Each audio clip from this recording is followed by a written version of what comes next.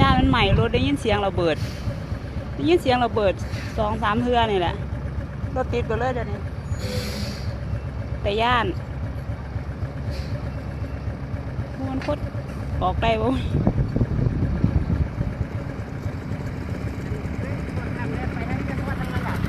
ฮะก็ถ้ากัดก็ไปตากก็สิไปแซ่เราออกไปเรียนรถไฟเมื่อไหร่ฮะไปข้ามทุ่งดีกว่า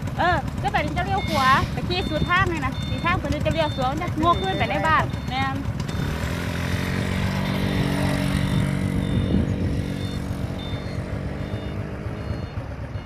ไฟใหม่รถนายพวกน้องก็บ่กล้าเข้าไปใกล้น่าจะเป็นรถสต็อกน้ำมันบ่แน่ใจเพราะมันอยู่ไกลเฮือนเลยไหมมันควรได้ยินแต่เสียงระเบิด2-3เทื่อก็น่าจะเป็นรถจากบ่แน่ใจว่าคนออกได้บ่จักสิเป็นรถหยังมันมาถอยมาใส่กับคากแค่ล่ะคนเด้อนี่เด้อข้างหลังนี่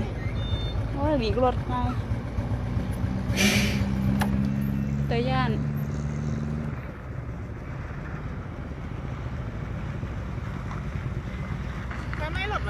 ย่านมีรถใหญ่เพราะว่าได้ยินเสียงระเบิด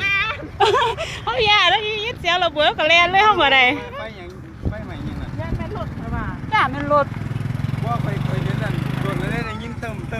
ทำไมแล้วมันติดรถล้อแตกก็ติดรถ60ล้อแตกบ่รถเกิดเข้าไปแน่นวะแต่ว่าหรือว่ารถเสียหลักลงคลองหันวะไม่อยู่คลองได้เลยเดี๋ยวขี่คอยมันก็ได้เดี๋ยวได้พี่น้องเด้อเดี๋ยวมึงให้จัดเพราะว่าคนนี้แก่ว่าเป็นรถอย่างรถหรือว่าอันนี้ไอ้ที่สวนผมสวนเลยกำลังเอาโอ้มัน2 คันมันต่ำกันที่บ่หันมันโทษขู่ให้ขู่รถต่ำกันสรุปแล้วล่ะโอ้มันต่ำกันโมเมนต์มันระเบิดดอกมันจะขั้นหันน่ะมันต่ำกันหันน่ะโอ้รถต่ำกันระเบิดเลยพี่น้องไม่เคยเห็นคักไปจากเคืออย่าคอยเมืองใกล้อยู่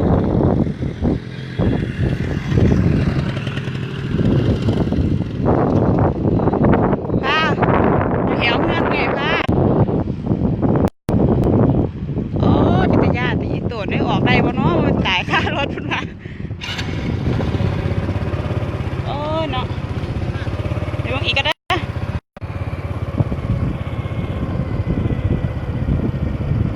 แม่นแหละน่าจะเป็นรถใหญ่กับรถใหญ่เดี๋ยวเด้อเขาลากเขาไปเมือง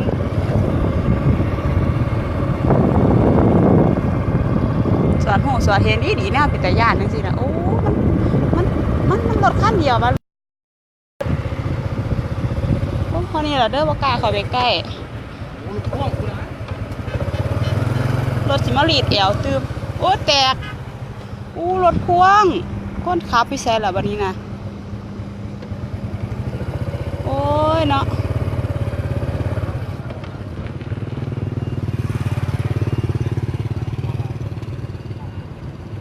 หูเลยกับหูคือกันนี่กำลังว่าสิไล่สดขายเครื่องยินเสียงแตกต้อม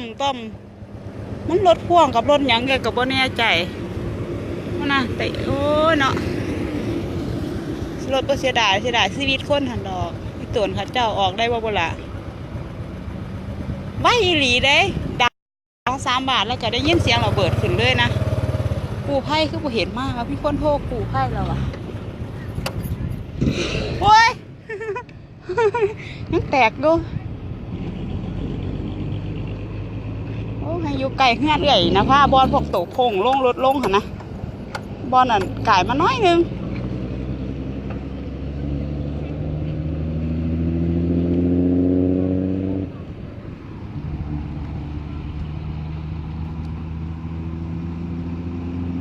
อันแหละบ่หูเลยกับบ่หูเจอว่าตายวะแต่ว่าหูแต่ว่า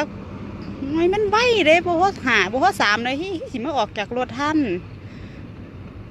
มันรถพ่วงบ่รถแจน้ำขั้นสต็อกน้ำมันไม่ต้องไล่ไปห้างอื่นอันนี้ต้องมันใหม่อยู่บอนเก่าโอ้ย เห็นบ่แน่มาแต่ห้างบ้านเห็นบ่เจอขวดนะกับนี่ป้าก็ตกใจอยู่ใกล้ๆนี่อีโตนซาดค่ะเจ้าเด้อ๋อยังสิไปยุติเจ้าไปบ่ได้อย่าไปสิไปก้นใกล้อะไรเหรอย่าน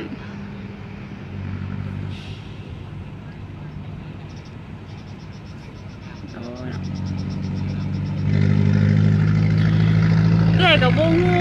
เพราะว่ามันไหม้แป๊บเดียวนึงกำลังมาบอกว่าหานาที3 นาทีสำนักได้ยินเสียงระเบิดแล้วก็เป็นควันขึ้นแบบนี้เลยมันรถคันใหญ่รถพ่วงนี่นะน่าจะเป็นรถพ่วงเสียหลักตีนแตกแล้วระเบิดเลยบอกโอ้ค่ะพี่ขากสาไปย่างไง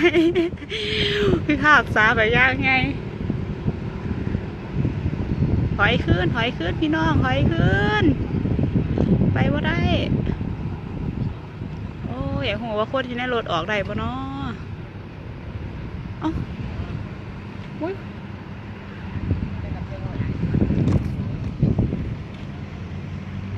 หัวดับเพิ่มมากเลยยังไงวะรถไฟใหม่รถตักน้ำมันนะโอ้สแต็กน้ำมันอีหลีสแต็กน้ำมันรถสแต็กน้ำมันรถเสียหลักนี่นะมันคือบ่ไหลเป็นบ่ไหลไปห้างอื่นมาหรอเนี่ยแต่แล้วหิวควรขึ้นอู้แถวเฮือนเอื่อยห้าง400ห้างเขาสวนผู้ไทยนี่นะห้างเขาสวนผู้ไทยนี่นะ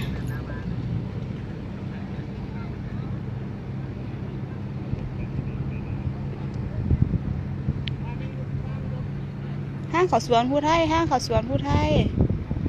โอ้ยดับเพลิงขึ้นหน้ามาแห่สแต็กน้ำมันพี่น้องคุณให้ลูกขึ้นบักง่ายเลย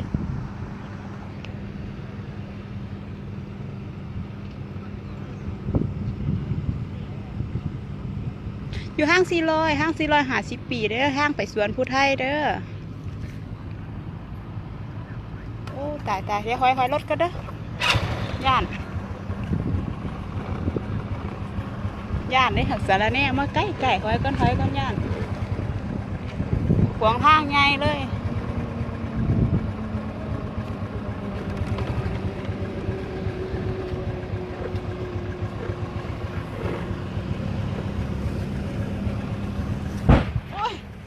โอ้ยตายแล้วระเบิดต่ออีกนับก่อนย่านถ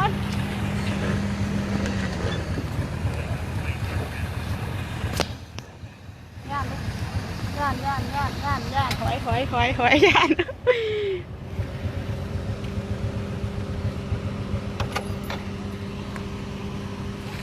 มันระเบิดต่ออีกอยู่พี่น้องมันยังระเบิดอยู่ห้างนกควายเด้อใครอยู่ไกลแน่มาห้างนกควายเอ้ยกับโบหูน้องดาว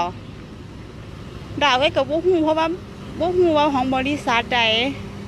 หูแต่ว่ามันเป็นรถสแต็กน้ำมัน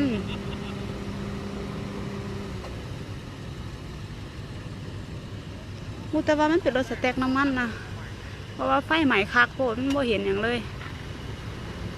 บ่กล้าไปใกล้เด้อย่าน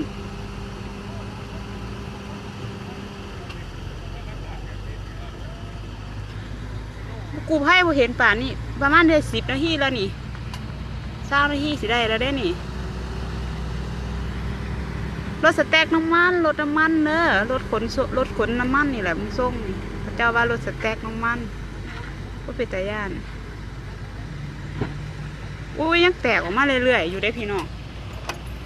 พี่น้ามาให้กูให้มันสิบ่ฮอดบ้านเท่าไหร่เขาเป็นไรนี่มันไปพุ่นแล้วนี่เราลื้อไปแล้วได้นี่รถน้ำมันเนาะรถน้ำมันไปใบแค่ยังนี่นะ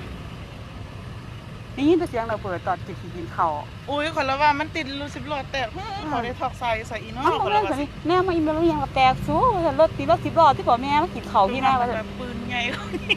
จะกินมีปืนใหญ่ใส่เบิร์ดไปสั่นมึงกว้านขึ้นมันโมแมนแล้วตอนนี้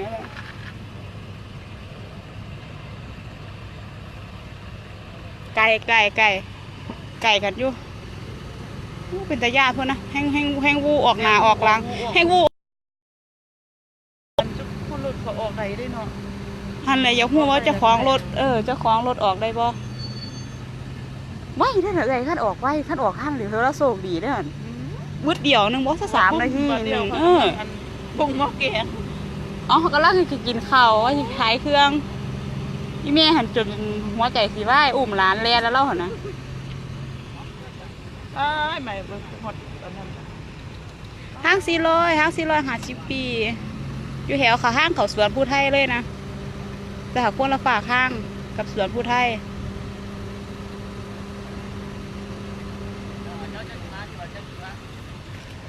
ผู้ไผนางฮอดก็ได้ว่าแล้วโซเสียมาฮอด อืมเอามันกูไทยธรรมดามันรถดับเพลิงมันอยู่ดองหน้องให้นี่ก็มีนะ นะ รถดับเพลิงน่ะ โอ้ยควนใหญ่มาห้างนี่ อ๋ออย่างนั้น ตายถอยก่อนย่านพี่น้องเอ้ยพูดอ่ะล่มหิงมันไปตามล่มด้วยนะ จังเคยออกได้ยุประตูรถเขาเปิดอยู่เด็กประตูรถ นั่นแหละ เขาเปิดอยู่ ถ้าเราโซเฟอร์ออกได้ก็คือว่าเราโซปีสุดๆเลยหันน่ะพูดเดียวน้องเนาะโอ้ว่า3 วินาทีนะแตกบุ้มแล้วกับขีดกว้านขึ้นแล้วนะ เรียงกัน3 เถื่อ4 เอ เถื่ อ3-4เทื่อ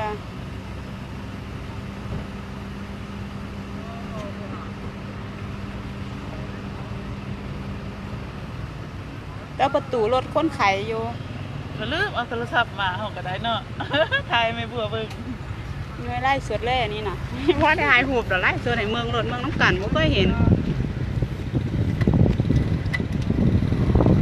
อู้มันขึ้นไปห้างผ่านห้องพวกคิวแห้งวะ โอ้คิวแล้วเราค่อยขึ้นมายังคิวล่ะ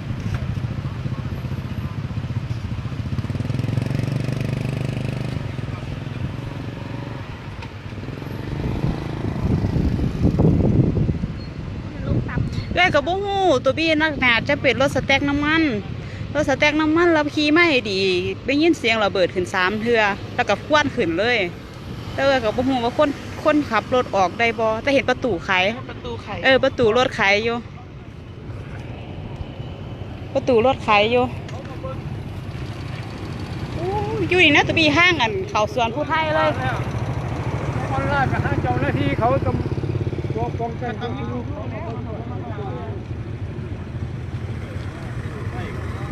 กูไพ่ขึ้นน่านมากแฮะ รถใหญ่เหรอ รถสแต็กน้ำมันนะ ของรถอ่ะ เดี๋ยวมาแล้วกูไพ่มาละดับเพลิงมาละโอ้ใครได้โชคดีแบบดับเพลิงมาแล้วเฮ้ยย่าน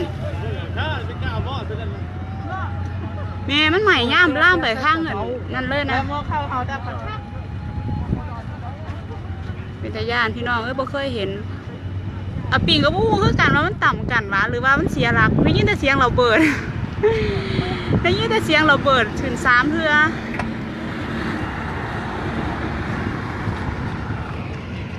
มาขั้นเดียวนี่ล่ะผู้ยิ่งอีกบาทนี่โอ้ยเอากูให้มากผู้โอ้ว่าอยู่เพิ่งรถไหลอยู่เบาเปล่าข้าเจ้าขอโทษเด้อว่าได้เบาอีกแล้วนะ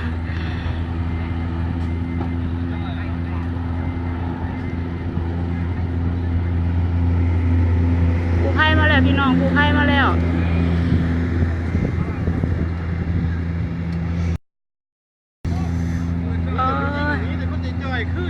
โอ้ยกูให้เข้ามาไม่แต่ผู้ยิ่งว่าไม่ได้ประมาทท่าขี้ลืมไม่ได้เด้ จับอีกหน่อยนึงโอ้ยเนาะ นี่เด็กเด็กเดาเอาดีเหรอ หมายรถสแต็กน้ำมันเด้อ ดีเด็กไหนอ่ะ โอ้เห็นคุณอ่ะ คนจุไรออกแล้วบอก ว่าแน่ใจคือกันไอ้เพราะว่าได้ยินเสียงเราเปิดขึ้น3 เพื่อไฟอีหลีแป๊บเดียวนึงแล้วกับไฟขึ้นแบบนี้เลยแต่บ่ฮู้ว่าเห็นประตูไขอยู่โอ้เฮงล่มมากแบบนี้นะโอ้เฮงล่มมากพี่น้องเอ้ย เอาเสาไว้อยู่ตอนอยู่2 เป็นจังหวะ โดยแม่นละเดียวนี้เลยล่ะเดียวนี้ตอนนี้เลยรถสแต็กน้ำมันเด้อรถสแต็กน้ำมันกูให้เขากำลังมามีมาขั้นเดียวกูให้นะมันเสียน้ำมันอยู่บ่หมายว่าขั้นตะบุหูว่าคนขับรถออกได้บ่อยู่ห่างกับประมาณ200 เมตรนี่หันเลย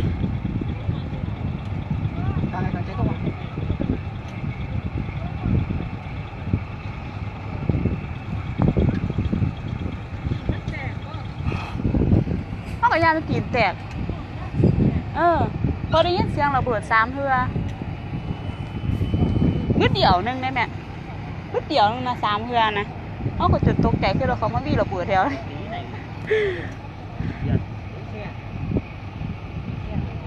เห็นบอมันใครเห็นนะอยู่นักกล้วยนะ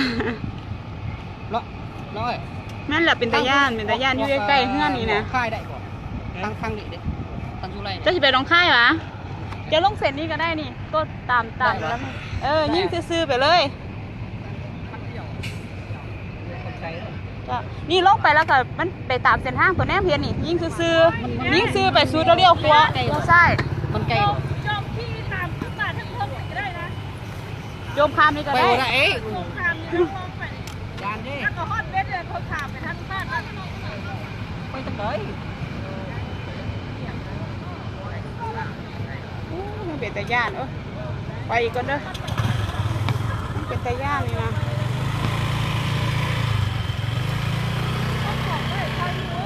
แต่ว่าเห็นกระถูไข่อยู่เด้กระถูรถเล่านะ แต่ตุ้มแล้วก็สไลด์เนาะ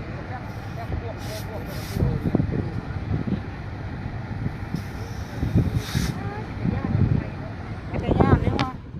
เรื่องห้างอยู่ในไก่ทุกนี่ เงินน่ะ เป็นในยูไทยเนาะ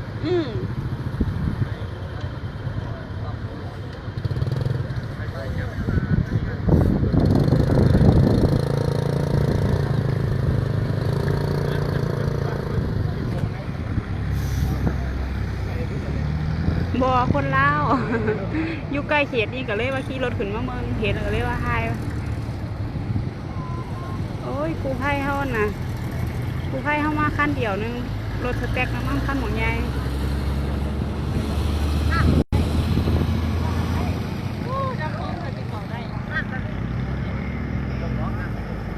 บ่ฮู้คือกันว่าคนขับรถเป็นแนวใดเข้าไปใกล้บ่ได้บ่ฮู้คือกันเด้อแต่ว่าเห็นประตูรถเราไขโชคดีคันเราออกมาทันเพราะว่ามันไวบ่ฮอด3 นาทีแล้วก็รถก็ระเบิดบ่ฮอด2-3 นาทีรถก็ระเบิดนะคันเราออกมาไวก็แม่นเราโชคดีหลายแต่อีตุน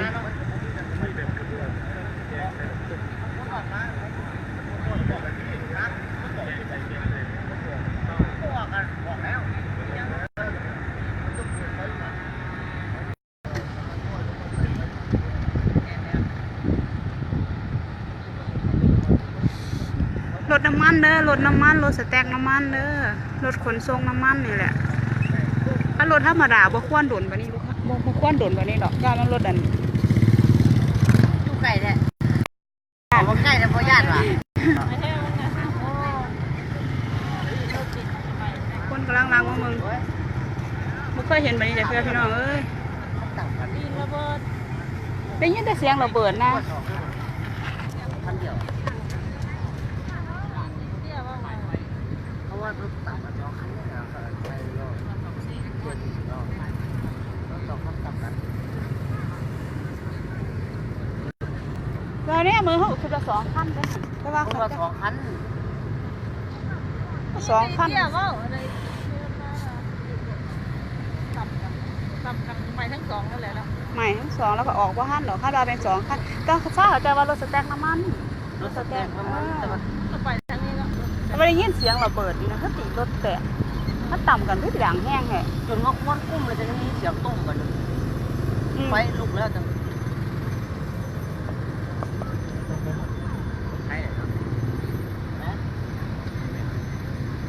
ใช่ล่ะ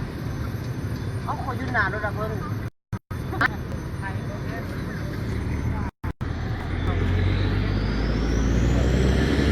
บ่ฮู้คือกันเด้อคนขับปลอดภัยบ่ฮู้คือกันเด้อ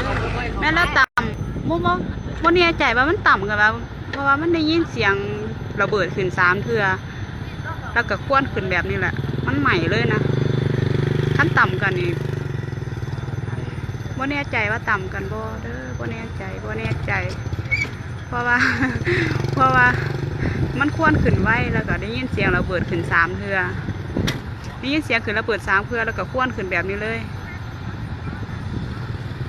แต่เป็นรถสแต็กน้ำมันว้ายบ่กล้าเข้าไป ตวิบอกเลยเขาหลอกปวงเขาส้นเลยว่ะพอแล้วว้าวบ่เป็นนักข่าวไล่ให้เมืองซื้อบ่เป็นนักข่าวเด้บ่เป็นนักข่าวเด้อมันอยู่ไกลเฮือนแล้วไล่ให้เมืองซื้อ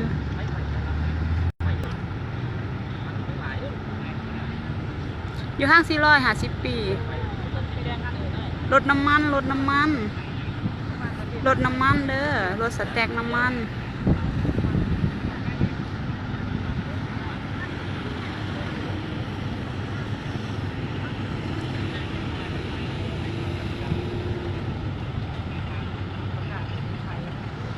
พี่น้องไข่โห่มากว่าสันเป็นยังบอสิบ้านสันแล้วเนาะ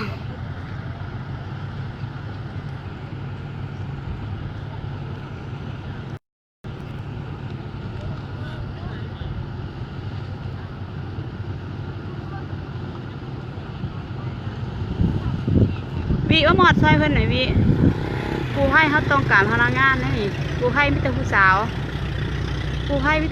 หิมะป้ายสิมเปิดเครื่องไหมแม่นแล้วรถบรรทุกน้ำมัน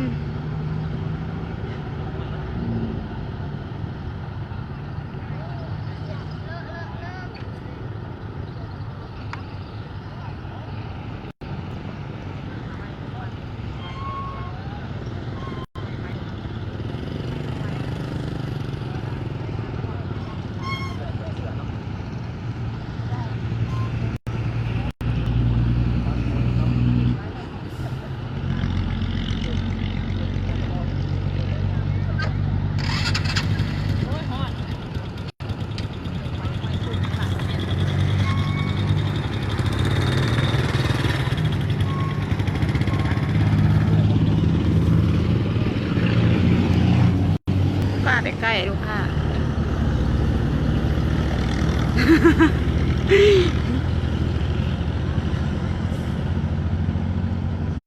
กูตอบว่าฮั่นเนาะมึงก็ตอบแทนกูเนี่ยที่ว่ารถใหม่เลยว่าไฟใหม่รถน้ำมันมึงก็ตอบแทนกูเนี่ยกูตอบว่าฮั่นรถใหม่ไฟใหม่รถน้ำมันไฟใหม่รถน้ำมันอยู่ห้าง450 ปีสวนภูไทยกูไพ่ยังบ่นั่นปะนี้ยังบ่แล้วกำลังเตรียมเครื่องกูสิชิวว่ากูสิกล้ามานอนเฮือนอยู่นี่มีว่าผิดกรรมว่ามี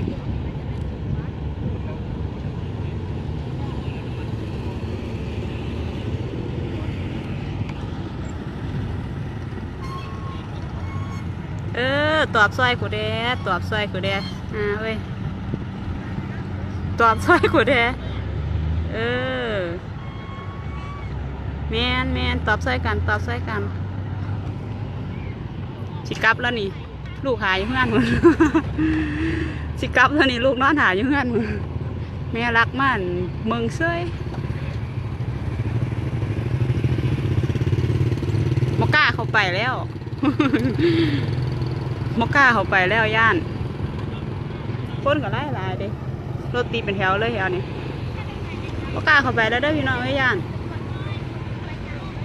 แดดกับแดดนี่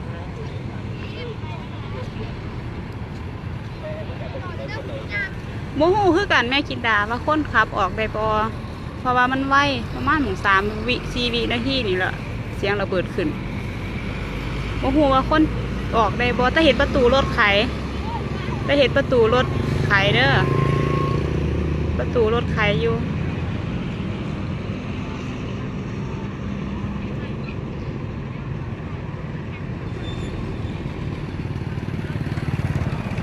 บ่ฮู้เด้อว่าเป็นรถไทยหรือรถลาวฮู้แต่ว่ารถขนส่งน้ำมันมันใหม่เบิดแล้วนะมันใหม่เบิดแล้วพี่น้องบ่เห็นหยังเห็นตะกวนกับซากรถน่าจะเป็นมันใหม่เบิดแล้วเด้อยังเหลือตะกวนกับอันนี้แหละน้องเข้าไปอีกแม่น้องเข้าไปอีกแม่กูย่านกูไปฮอดเพิ่นแล้วกูหอยขึ้นมามันฮ้อนบ่แม่นว่าอยากเข้าไปเด้อมันฮ้อนเด้มันก็ยังควนดับเพิ่มก็สิมาได้มากอาจจะกำลังเตรียมเครื่องมีแต่ผู้สาวงามๆมากอันนั้น ได้ยินเสียงผู้เดียวนึงได้มันระเบิดนะน้ำมันขุดจนตื่นเหี่ยวสิเหี่ยว่าเห็นตอนนั้นน่ะอยู่เฮือน เขาต่ำกันนะ มูหูว่าต่ำได้ยินแต่เสียงระเบิด3เทื่อ ต่ำ เอออีแม่เราให้คนตกใจไว้แล้วห้องไว้เพิ่นใช้ว่ามีระเบิดแล้ววะดิ มันออกจากรถละที่น่ะ บ่หู รถน้ำมันนะ เออ ที่มาบ้านไม่เป็น มันได้ยินเสียงระเบิด3เทื่อ อะไรกูนี่ยุกไล่แม่มากว่าเอาเข้าไปจนตัวไฟว่า กูบาดจูจอก่อไฟว่าร ถเกียร์น้ำมันเอากูไล่แม่มากว่าเอาเข้าไปจุดตัวไฟเพื่อขึ้นดังนั้นนะ กูบาอีไปจูดแห้งกว่านั้นถ้านางกินข้าวก็ไปกินข้าวลูกเฮาจะเดินไปซั่น ตกใจกูนะควรไปห้างบ้านเฮาแล้วน้องเอ้ยคิวไปยังล่ะ สีพนักงานแบบตู้ เออ แม่มึงข้างไหนเขาเจ้าอย่างมันต้องหลอกก็ได้โอ้ยไม่อยากกัน แต่ว่าเห็นประตูรถเราไขมันไหวอีหลีได้แหละคันออกได้คือสิมาไหวแหละ เพราะว่าประตูรถไถดับเครื่องก็จะดับมัน นะบ่ได้ดับมาแต่งเครื่องอยู่นี่ เขาจะเข้าใกล้บ่ได้ที่ว่า พระเจ้าก็สิเข้าใกล้บ่ได้หั่นแหละอีตัวพระเจ้า มันแตกออกได้เนาะ น้ำมันหั่นแหละดีแล้วมันบ่หลายไปฮะ เอามันใหม่เท่าละอันถังเนาะ อืม มันก็แตกเท่าละถังตับเนาะ มิกต่อไปมิกเข้าไปมิก รถนี่มันมาแต่คุณมาถึงหน้าพี่ไปสิ มันมาตรงนี้เลยอะ อย่างระเบิดขึ้นหมดเลย โอ้มาเป็นคุณยา ตอนขามเล่นนะพี่เลย เห็นแล้วเนาะ คนมาตายมันมาหันบอกคนออกได้อยู่นะ ยาตาย ได้อยู่คนออกได้ อันนี้เนาะบ่มีรถสวนกับรถคันใดเนาะ สวนกับรถคันว่ามาแต่ห้างเล่นนั่นน่ะแม่นโอ้อันตรายสรุปแล้วว่ามันมาคิดเล่นเลยนี่ มันมาแต่ห้างมิตรภาพให้ล่าพุ่นนะมันมาแต่ขวามันมาแต่ขวาเนาะมันมาแต่ขวา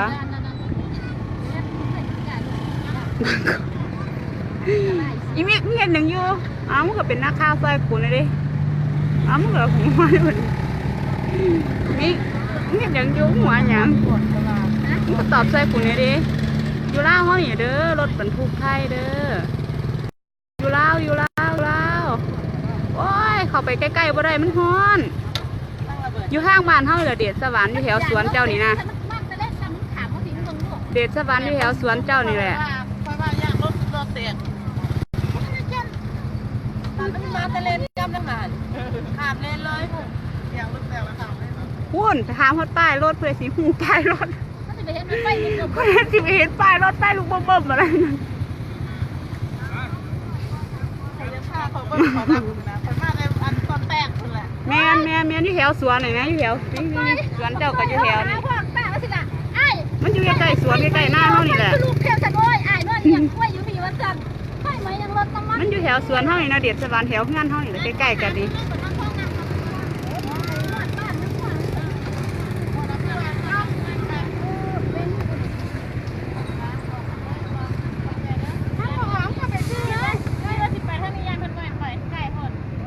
โอ้ยอย่าไปหัวอย่าไปยังฮ้อน ไปโลกข้างเพื่อนเราหันดูขอบใจมื้อนี้เดียวนี่ตอนนี้เลยเด้อ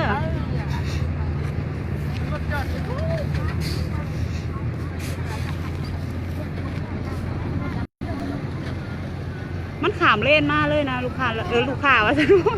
เห็นว่าลูกขายเครื่องไรเป็นลูกค้าซ้ำเห็นว่าลูกค้าพันนะปานไล่ขายเครื่องปานไล่สดได้ลูกกู้ไผ่กำลังเข้าไปเดี๋ยวให้กู้ไผ่ยำเข้าไปหน่อยนึงก่อน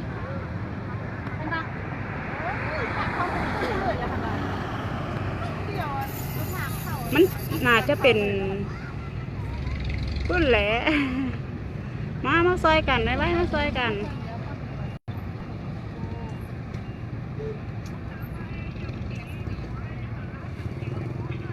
น่าจะเป็นแบบสิว่าจะไหนวะตาตาบทราบมันเขาเจ้าผู้อยู่เคยผู้เขาเจ้าเห็นเขาเจ้าว่ารถติดเสียหลักมารถมาตาห้ามีตะขาบเล่าไทยแล้วมันเสียหลักขามมาฝากเลดฝากนี่เลยแล้วเฮ็ดให้ระเบิดเจ้าบ่แน่ใจเด้อว่าคนออกได้บ่แน่ใจคือกันว่าคนออกได้บ่ไปเห็นประตูรถเขาเจ้าไขขอให้เราปลอดภัยเสียอีกตัว ห่างบ้านห่างเมืองมาแล้วยังมาเกิดอุบัติเหตุแบบนี้เสียชีวิตอีกโอ้ตายพี่โตดเขาเจ้า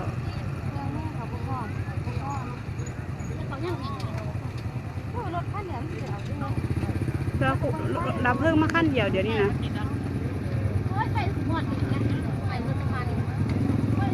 อยู่แถวนักกล้วยเด้ออยู่แถวนักกล้วยอยู่ห้าง450 ปี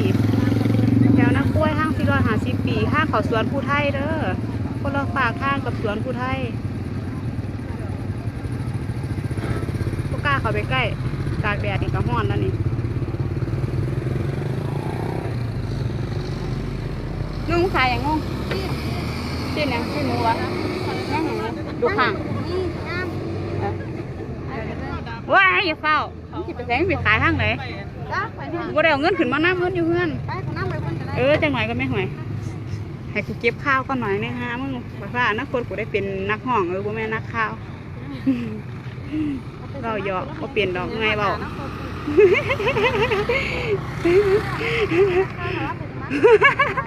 กูว่าเปลี่ยนแล้วนักข้าวผมไงเบาเลยบ่กล้าเขาไปเลยบ่กล้าเขาไปบ่เห็นรถก้นออกได้บ่ดับเพลิงขั้นเดียวนั่นละว้าแบตเหลือ5%มันดับไปมันแบตเปิดเด้อมันดับมันแบตเปิดเด้อมันดับเด้อแบตเหลือ5%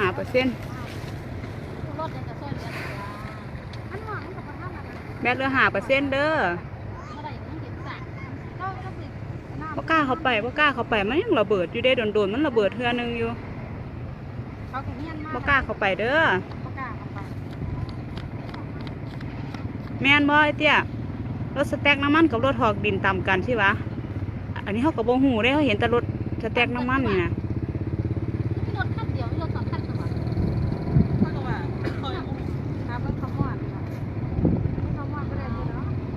ทางให้ดับเราบอกฟังเล่าว่าได้ดับเด้อ อยู่ให้กับแมนติแบตสิเบิดเด้อแบตเบิดเลยขั้นมันดับแล้วโบแมนอย่างเด้อ มิแฮนี่มันโฆษณาขายเครื่องอีกกูพร้อมวะบ่มีบ่กล้าเข้าไปเด้อบ่กล้าเข้าไปบ่กล้าเข้าไปบ่กล้าเข้าไปแบตสิเบิดเด้อโอ้ยอยากให้คนเมืองหลายๆสิได้ตอนไล่ขายเครื่องนี่ ตอนไล่ขายเครื่องนี้บ่กล้าเข้าไปเด้อมีแต่นับเพิ่งกันแล้วเข้าไปข้าจิโก้ขึ้นเอาได้ป้ายรถละเสียน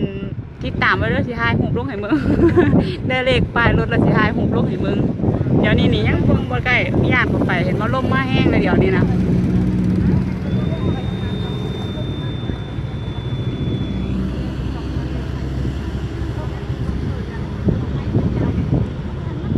ตอบใช่เนี่ยนี่เห็นว่ารถขนดินกับรถน้ำมันต่ำกันเด้อรถขน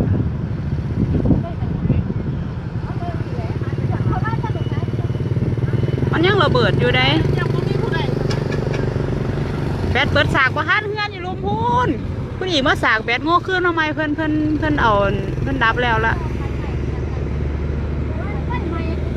โดไม่ไว้เด้สงสัยมีแต่คนสงสัยเดี๋ยวมาถึงยักษ์คนข่อยจะสงสัยโอ้สรุปว่ามันต่ำกันอย่างรถสิบล้อเต็ม